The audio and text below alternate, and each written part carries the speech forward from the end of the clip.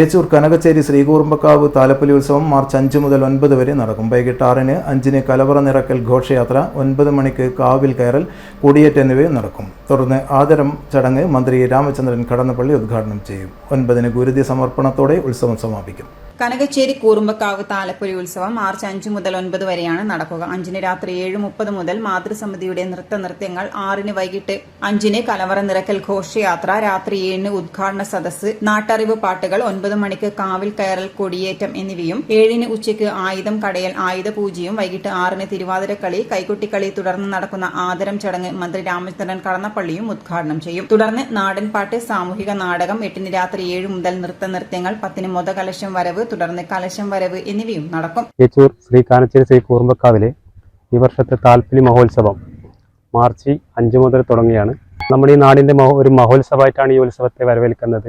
കണ്ണൂർ ജില്ലയിൽ തന്നെ ഒരു പ്രഗത്ഭ ഉത്സവമായിട്ടാണ് ഈ കാനച്ചേരി ശ്രീ കൂർമ്പക്കാവിലെ ഉത്സവം നമ്മൾ കൊണ്ടാടാറും. അതുപോലെ തന്നെ ജനങ്ങൾ കൊണ്ടോ ജനപങ്കാളിത്തം കൊണ്ടോ വലിയൊരു തരത്തിലുള്ള ഉത്സവം തന്നെയാണ്. വരുന്നവർക്ക് എല്ലാവർക്കും തന്നെ അന്നദാനങ്ങളും അതേപോലെ തന്നെ ചായ, കാപ്പിയുള്ള അങ്ങനെ ലഘുഭക്ഷണങ്ങളടക്കം വിതരണം ചെയ്തുകൊണ്ടാണ് നമ്മൾ ക്ഷേത്രോത്സവം നടത്താറുള്ളത്.